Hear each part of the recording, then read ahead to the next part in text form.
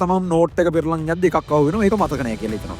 ඔක්කොම වැඩ නතර කරලා පැය 5ක් විතර නම් ඒක පාඩම් කරනවා. ඒවා විභාගෙට වැඩි එනවද නැද්ද ඒවවත් අයිඩියා ගන්න ඔය නිකන් එවෙල හිතෙනවා පාඩම් කරනවා. තමයි මේ කාලේ ඕගොල්ලන්ට එහෙම බැලුවොත් අමතක දේවල් ගොඩාක් තියෙනවා. ඉතින් අමතක දේවල් මතක් කර ගන්න තමයි අපි මේ වැඩ කරන්නේ. ඒතකොට අමතකයි කියලා එක කියවීම එක නතර කරමු. අපි මේ වෙලාවේ පුළුවන් තරම් කරන්නේ අර මං කිව්වා වගේ අන්තිම අවුරුදු ටිකේ LL papers ටිකයි සහ මොනවා හරි විභාග අනුමාන මොනවා හරි ගුරුවරු දීලා තියෙන papers අනම්මනුනේ අරගෙන ඒ වගේ ප්‍රශ්න කරන නැවත කලින් කරලා තියෙන ඒවා තමයි කමන්නේ. අර ගොඩාක් ප්‍රශ්න සංකීර්ණ වුණා කියලා අපිට දැන් එහෙම නතර කරලා ඉන්න බෑ. ලකුණු හොඳටම තියෙන ළමයි ඕනනම් එහෙම සංකීර්ණ ප්‍රශ්න වලට ඕන තරම් වෙලාව ගන්න. ලකුණු එහෙම නැති ලකුණු 85 විතර ඉඳන් වැඩි නම් ඕන ළමයෙකුට පුළුවන් සංකීර්ණ ප්‍රශ්න වල මෙල්ලලා මේ වගේ කාලයක අපි වැඩ කරන්න ඕනේ ප්‍රශ්න පදනම් කරගෙන. හරිද? ඒ කියන්නේ එකම මෙහෙමයි.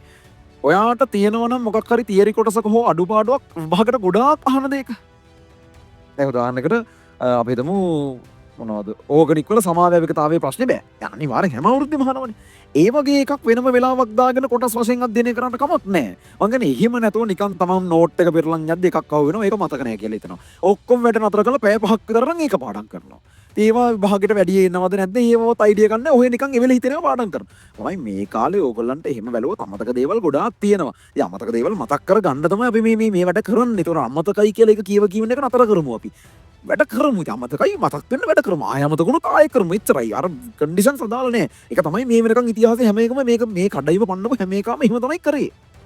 හරිද? ඒ නිසා එහෙම කරන්න මයින්ඩ්සෙට් එක අදාගමු. එතකොට අපි මේ වෙලාවේ පුළුවන් තරම් කරන්නේ අර මං කිව්වා වගේ අන්තිම අවුරුදු ටිකේ LL papers ටිකයි සහ මොනවා හරි විභාග අනුමාන මොනවා හරි ගුරුවරු දීලා තියෙන papers අනම්මනුනේ අරගෙන ඒ වගේ ප්‍රශ්න කරන නැවත කලින් කරලා තියෙන ඒවා තමයි කමන්නේ. ප්‍රශ්න නැවත කරගෙන ඉක්මනට කරගෙන යනවා. අමතක තැනක් තේරුණකම පොඩ්ඩක් නතර වෙනවා. ඒකට අදාළ තියරි අපි විනාඩි 10යි උපරිම එක ප්‍රශ්නයකට විනාඩි මොකද වැඩිපුර දුන්නොත් එහෙම අපි ප්‍රශ්න වැඩි කරන්න වෙන්නේ නැහැ. එකම දේවල් ටිකක් විතරයි බලලා තියෙන්නේ. ඒවයි විභාගෙට ඇහුවේ නැත්තම් මලකෙලියක් වෙන්නේ. ඒ හින්දා නතර වුණා. විනාඩි 10ක් ඇතුළත තියරි ටික මතක් කරගන්න ඕන ටික මතක් කරගත්තා. ඊළඟ ඒවට ගියා. විනාඩි 10න් මතක් කරගන්න බැරි වුණොත් නතර කරලා ඊළඟ ඒවට යන්නේ. අර ගොඩාක් ප්‍රශ්න සංකීර්ණ වුණා කියලා අපිට දැන් එහෙම නතර කරලා ඉන්න බෑ. ලකුණු හොඳටම තියෙන ළමයි ඕනනම් එහෙම සංකීර්ණ ප්‍රශ්න වලට ඕන තරම් වෙලාව ගන්න. ලකුණු එහෙම නැති ලකුණු 85 විතර ඉඳන් වැඩි නම් ඕන ළමයෙකුට පුළුවන් සංකීර්ණ ප්‍රශ්න වල මෙල්ලලා ඉන්න. නමුත් 85 දක්වා තාම තමන්ගේ ලකුණු හදලා නැති ළමයෙක් නම් ඕගොල්ලෝ බලන්න ඕනේ එකම තැන රැඳිලා ඉඳලා තේරුමක් නැහැ. ඉක්මනට අපි දේවල් ගෙවාගෙන වැඩිපුර ප්‍රශ්න ප්‍රමාණයක් දකින්නයි ඕනේ. ඒ හින්දා ඔළුව හදාගෙන ප්‍රශ්න අමාරු මේවල නතර වෙලා ඉන්නද. මොකද අමාරුම ප්‍රශ්නයක් කියන්නේ විභාගෙට එන්න තියෙන chance එක අඩුයි. common is common. වැඩිපුර අහන දේවල් තමයි වැඩිපුර අහන්නේ. එතකොට ඒ වගේ දේවල් ફોකස් කරලා වැඩ කරන එක තමයි ඕගොල්ලන්ගේ ලකුණු වැඩිපුර වැඩි කරලා දෙන්නේ. අමාරු ප්‍රශ්නයක එකක පැයක් විතර ඉඳගෙන ඒක තේරුම් ගත්ත කියලා මොකුත් වෙන්නේ නැහැ මේ වෙලාවේ.